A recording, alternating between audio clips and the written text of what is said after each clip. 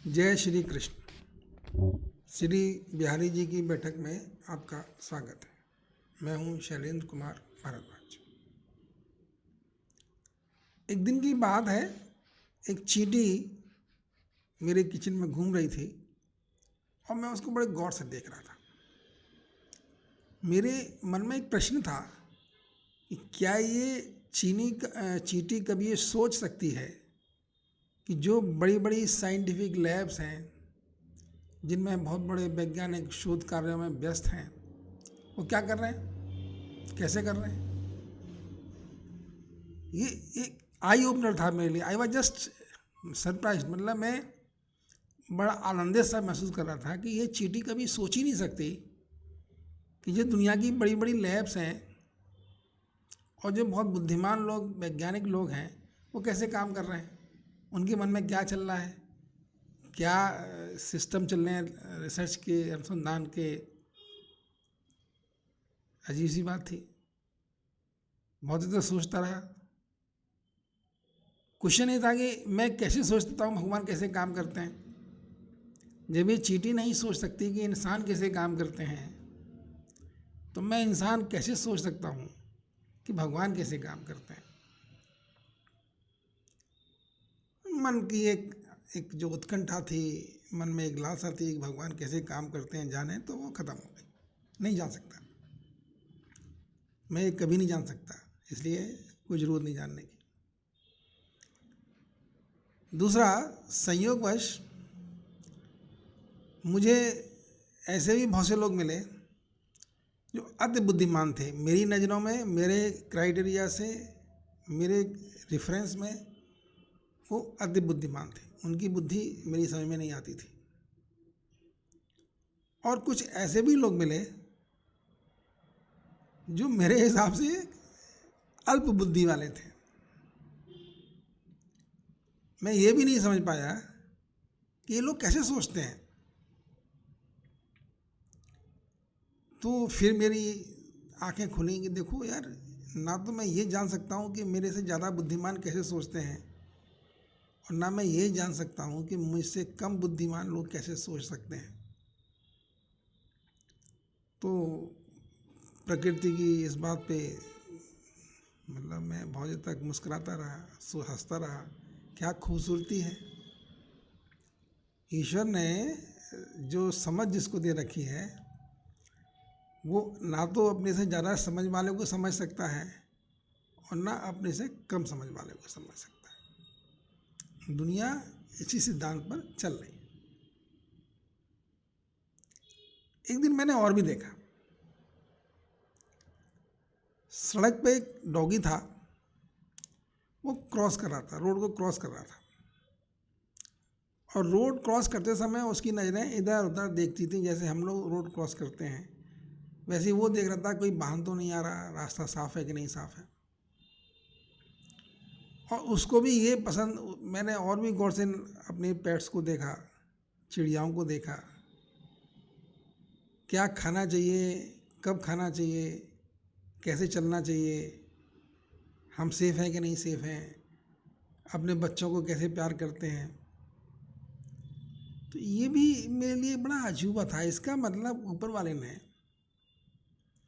प्रभु ने, प्रकृति ने सब प्राणियों को उसके मतलब भर की अकल दे रखी है। उसके लिए क्या भला है और क्या बुरा है, ये पहचानने की क्षमता ऊपर वाले ने सबको दे रखी है।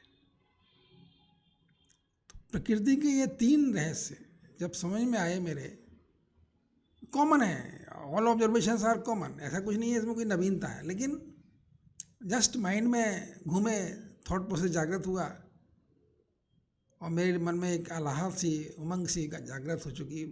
प्रकृति को देख पाया, समझ पाया। सब यही देखने का खेल है प्रकृति में, और क्या है, दुनिया तो देखने पे ही चलती है। प्रकृति के रहस्य देखते हैं, वही साइंटिस्ट बन जाते हैं। कुछ नया मिल जाता है तो खुश हो जाते हैं कि भाई साइंटिस्ट हैं हम, वैज्ञानिक बन जाते हैं, लेकिन है सब प्रकृति के रहस्य। तो मैंने इन बातों के बाद 3 कंक्लूजन ड्रॉ किए कि भाई देखो, जो हो रहा है, जितनी अकल मेरे लिए रिक्वायर्ड है उतनी तो ऊपर वाले ने मुझको दे दी है, इसलिए उसी में खुश रहने की चेष्टा करो। ऐसा नहीं है कि तुम बहुत बुद्धिमान हो सकते हो या नहीं हो सकते, जो जितना है खुश रहो उसमें। तीसरा, ये जानने की चेष्टा भी ना करो कि ऊपर वाला कैसे काम करता है, इससे कोई फायदा नहीं होगा। लेकिन इन सब ऑब्जर्वेशन से एक कंक्लूजन निकल के आया कि हम भक्ति क्यों करते हैं, हम कृष्ण की भक्ति क्यों करते हैं, सनातन धर्म में भक्ति को क्यों इम्पोर्टेंस दी गई है। ये जो 3 मैंने बातें कही, ये सनातन धर्म के ऋषि मुनि जितने भी थे सबको पता है, सब ये बात जानते हैं। और उनको लगा कि भाई बेकार में दिमाग खपच्ची करने से कोई मतलब नहीं है, बेटर है कि तुम जो हमसे बहुत ज़्यादा बुद्धिमान हैं, जो कृष्ण हैं, जो बहुत शक्तिशाली भी हैं, उन पर भरोसा करके बैठ जाओ। और कभी मांगो तो ये मांगो कि प्रभु हमें सद्बुद्धि देना, क्योंकि सद्बुद्धि और दुर्बुद्धि में कोई बहुत अंतर नहीं है। सद्बुद्धि होती है तो काम ठीक हो जाते हैं, सब चीज़ ठीक चलती है, और जैसी दुर्बुद्धि आती है काम बिगड़ने शुरू हो जाते हैं। वो तुलसीदास जी ने कहा ना, जहाँ सुमति तहाँ संपत्ति नाना, जहाँ कुमति तहाँ विपत्ति निदाना। तो वो भी तो एक बहुत बड़े फिलोसफर हैं, तुलसीदास जी भी तो बहुत बड़े दार्शनिक हैं, भक्त हैं, उनको सब पता है। इसलिए वो भी सुमति की बात करते हैं, सुमति देना, सद्बुद्धि देना, क्योंकि कुमति आने में भी कोई देर नहीं लगती। और संसार में जितने जितने कष्ट हैं, उन कष्टों के पीछे सिर्फ कुमति है। अगर हमारी बुद्धि सही सलामत काम करती रहे, हम सद्बुद्धि से काम करें, हमारे अंदर सुमति हो, तो हमारे कष्टों की भी जो सीमा है ना, कष्टों की जो दायरा है, बहुत सिकुड़ जाएगा। क्योंकि जो नेचर है ना, जो ईश्वर है, जो प्रकृति है, वो बहुत दयालु है। हम प्रकृति की पैदावार हैं, हम प्रकृति से संसार में आए हैं। इसलिए कभी हम ये सोचें कि प्रकृति हमारे प्रति दयालु नहीं है या हमें कष्ट देती है, ऐसा नहीं हो सकता। प्रकृति हमें कभी कष्ट नहीं देती। प्रकृति क्या है कि एक न्याय करती है। क्योंकि कुमति कब आती है, कुमत आती है जब हमारे अंदर अहंकार जनरेट होता है, जब अपने आप को ही सब कुछ समझने लग जाते हैं। हम समझते हैं कि हम ही करता है, कर्तव्य भाव, कर्ता भाव जो हमारे अंदर जागृत हो जाता है, तब कुमति है। और जिस दिन हम ये सोचते हैं नहीं प्रभु जी करने वाले तो आप ही हैं, क्योंकि वस्तुस्थिति वही करते हैं, ये मेरा मिथ्या अभिमान है कि मैंने ये किया या मैं ये करता हूँ या मैं ये कर रहा हूँ, कोई मतलब नहीं है इसका। ये सेंस ही, हम क्या कर सकते हैं, कोई खास कुछ नहीं कर सकते, कहने को कुछ भी कह लें। तो जैसे ही हमारे अंदर कुमत आती है, हमारे लिए कष्टों का दरवाज़ा खुल जाता है। और जब हमारे अंदर सुमति आती है तो सुंदर फूल खिलते हैं, बाग फैल जाते हैं, बड़े बड़े फूलों के बगीचे हमारे सामने होते हैं, मन प्रसन्न रहता है, पुलकित रहता है। और जब मन स्वस्थ रहता है तो शरीर भी स्वस्थ रहता है। मन हैप्पी तो शरीर भी है। इन सब बात की बात अब हम भगवान कृष्ण की कुछ चर्चाएं करते हैं, क्योंकि भगवान, जैसे हमने कहा कि हम नहीं समझ सकते वो कैसे काम करते हैं, उनकी माया क्या है, इसलिए मान लेते हैं। हमारे पास 2 अति सुंदर ग्रंथ हैं, इससे ऊपर के ग्रंथों पर मेरी पहुंच नहीं है। मैं वेद नहीं पढ़ सकता, मैं उपनिषद नहीं पढ़ सकता, ना इतना समय है, ना इतना दिमाग है, ना इतनी जानकारियाँ हैं। मेरा मतलब, मेरा काम इन दोनों से चल जाता है। किससे? भगवत गीता से और भागवत से। और सच पूछो तो अब इसकी भी ज़रूरत ज़्यादा नहीं है। अब मुझे भगवत गीता की भी फिलहाल आवश्यकता महसूस नहीं होती और भागवत की भी नहीं होती, क्योंकि अब मेरे पास, मैंने अपने पूरे जो तर्कश के तीर थे उन सबको सिर्फ 2 पे ला के टिका दिया। एक हरे राम का मंत्र और एक भगवान श्री कृष्ण। अब इनसे परे जाने की मेरी इच्छा नहीं होती। मैं तो हूँ ही, क्योंकि अल्टीमेटली प्रॉब्लम तो मेरी ही है, सीखना तो मुझको ही है, करना तो मुझको ही है, मतलब अपने आप को सुधारना, करना नहीं, अपने आप को इम्प्रूव करना। कर तो हम सकते ही नहीं, but we can improve ourselves. हम अपने आप को सुधार सकते हैं। और मेरी मदद कौन करेगा सुधारने में? सब मेरी तरह से ही हैं। किसी के पास कम बुद्धि है, किसी के पास ज़्यादा बुद्धि है, कोई थोड़ा कम डिसिप्लिन्ड है, कोई ज़्यादा डिसिप्लिन्ड है, लेकिन फिर भी वो क्या कर रहे हैं? तो सांसारिकता में के जितने कर्म हैं वो आपको धन दे सकते हैं, वैभव दे सकते हैं, आपके लिए भोग विलास की सामग्री जुटा सकते हैं, हो सकता है आपकी बुद्धि को भी अच्छा करें, लेकिन जब तक आपके अंदर या मेरे अंदर सेवा भाव जागृत नहीं होता, जब तक मेरे मन में दूसरों की सेवा करने की अभिलाषा जागृत नहीं होती, जब तक मैं दूसरे की खुशी देख के खुश नहीं हो सकता, मुझे खुशी की फीलिंग नहीं होती, क्योंकि मेरे पास तो खुशी के साधन बहुत कम है, लेकिन संसार में तो खुशी के साधन बहुत ज़्यादा हैं। जितने लोग खुश हैं उनको देख के खुश हो लीजिए। अगर मैं अपनी खुशी में ही खुश होऊंगा तो मेरे लिए दरवाजे बहुत सिकुड़ जाएंगे, कमरा बहुत छोटा हो जाएगा मेरा। लेकिन अगर और लोग खुश हैं और सच्चे इंसान खुश हैं, बेसिकली अच्छे इंसान, मेरा कहने का मतलब है, जिनके अंदर कुमति नहीं है, सुमति है, वो भी बहुत खुश हो सकते हैं। उनके भी कुछ अचीवमेंट हो सकते हैं, उनके जीवन में भी ऐसे पल आ सकते हैं जब बहुत खुश हो रहे हैं वो।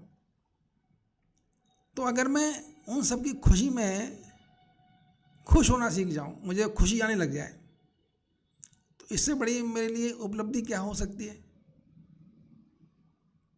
क्योंकि मैं नहीं पहुंच सकता। एक बहुत बड़े अच्छे गायक हैं, बड़ा अच्छा गाना गाते हैं, अब मेरे पास ये दो साधन है, या तो मैं चिढ़ूंगी भाई मुझे गाना नहीं आता, या मैं उनके गाने को एंजॉय करूँ और सोचूं क्या भगवान ने इनको आवाज़ दी है, क्या सुरीला है, कितना डिसिप्लिन है इनके अंदर। तो ये मेरे व्यक्तित्व के निर्माण के सहायक हैं। मेरा अब ये बिल्कुल मानना है कि कृष्ण की भक्ति, कृष्ण की कृपा हमारे व्यक्तित्व को निखारती है, हमको खुशी प्रोवाइड करती है, हमारे लिए क्या उचित है क्या अनुचित है ये हमको सिखाती है। अब ये भूल जाइए कि हम सीखेंगे, नहीं, भूल जाना, क्या सीखना यार, हो गया। सीखने का अब नहीं है, अब तो आनंदित होने का है समय है। जो दिखाई दे रहा है उसी में आनंदित हो जाइए, और जो नहीं मिल रहा उसमें भी आनंदित हो जाइए। अच्छा है, नहीं मिला है, नहीं होगा, कोई बात नहीं। और बल्कि अपनी किस्मत को मत रोइए। मेरा ऐसा मानना है कि यार किस्मत तो बहुत अच्छी है। अगर मेरे मन में कृष्ण के प्रति भाव आ गए, मैं कृष्ण के बारे में बोल पा रहा हूँ, सोच पा रहा हूँ, उनका स्मरण कर पा रहा हूँ, तो इससे बड़ी किस्मत मेरे हिसाब से क्या हो सकती है? कुछ नहीं हो सकती। इससे बड़ी किस्मत तो कुछ है नहीं भाई, क्योंकि ये हर समय मेरे साथ रहने वाला है। कृष्ण मेरे साथ हैं तो ये हर समय मेरे साथ रहने वाले हैं। दुनिया में कोई चीज़ ऐसी नहीं जो हर समय मेरे साथ रहे, कृष्ण ही मेरे साथ रह सकते हैं। अब बात इसलिए शुरू हुई कि अभी जब मैं भगवान कृष्ण का जब वो जन्म लेते हैं और सुन पढ़ रहा था, सुना था मैंने, कहा है किससे सब थोड़ा बहुत मन में आते रहते हैं। तो भगवान जब कृष्ण आए तो कुछ देर बाद वसुदेव जी को और देवकी माता को ध्यान आया कि यार ये तो सुबह होते ही कंस आ जाएगा और उनको ले जाएगा, तो क्या करें। तो उनको अब आया, उनको मन में आया, इन्हें उनकी बुद्धि आई, आइडिया आया कि इनको नंद बाबा के पहुंचाते हैं। कैसे पहुंचाएं? जेल के दरवाजे बंद हैं,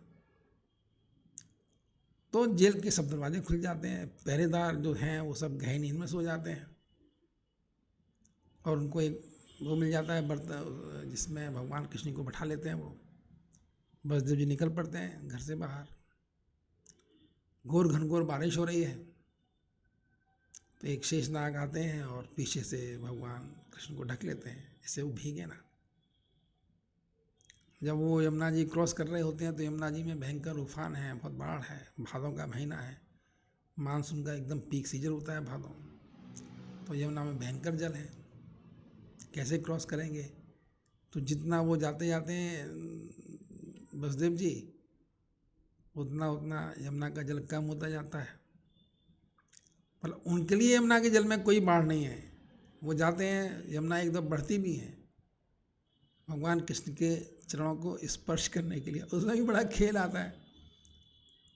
जब यमुना जी थोड़ा ऊपर उठ रही हैं उनका चरण स्पर्श करने के लिए, तो प्रभु जी समझ जाते हैं ये आएंगी तो मेरे बाबा को दिक्कत हो जाएगी, अपना पैर नीचे लटका देते हैं। यमुना जी उनके पैर का स्पर्श करती हैं और फिर रिसीड कर जाती है, धीमी हो जाती है, उनकी जो वेग है वो थम जाता है और बाबा बसदेव पहुंच जाते हैं नंद बाबा के महल में। सब सो रहे हैं, वहाँ पर भी सब सो रहे हैं। जाते हैं, यशोदा माँ के बगल में एक बच्ची लेटी हुई है, उसको उठा लेते हैं और ले आते हैं वापस। फिर वैसे ही होता है, फिर महल में अपने कारागार पहुँच जाते हैं और तब तक सब लोग सो रहे हैं। जैसे ही बसदेव जी कारागार में उस कन्या को लेके वापस आते हैं, वैसे ही सब कुछ यथावत हो जाता है, नॉर्मल हो जाता है। पहरेदार ड्यूटी पे आ जाते हैं, ताले बंद हो जाते हैं और बच्ची रोने लगती है। अब कितने घटनाक्रम हो गए।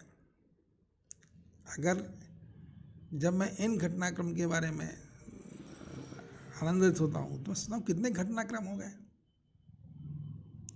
कई बार बुद्धि टांग अड़ा दी है, ये सब कैसे हो सकता है। सोचो भाई, सोचते रहो, लगाते रहो बुद्धि, लेकिन आप ये जान के खुश आइए कि जिन प्रभु की आप बात कर रहे हैं, जिन कृष्ण की आप बात कर रहे हैं, वो इतने शक्तिशाली हैं, प्रकृति के नियंता हैं, प्रकृति के मालिक हैं, वो कुछ भी कर सकते हैं। जिनके मैं बारे में बात कर रहा हूँ, जिनके बारे में सोच रहा हूँ, जिनके बारे में चिंतन कर रहा हूँ, वो सर्वशक्तिमान है। प्रकृति का हर अवयव, हर अंग उनके अधीन है, कुछ भी हो सकता है।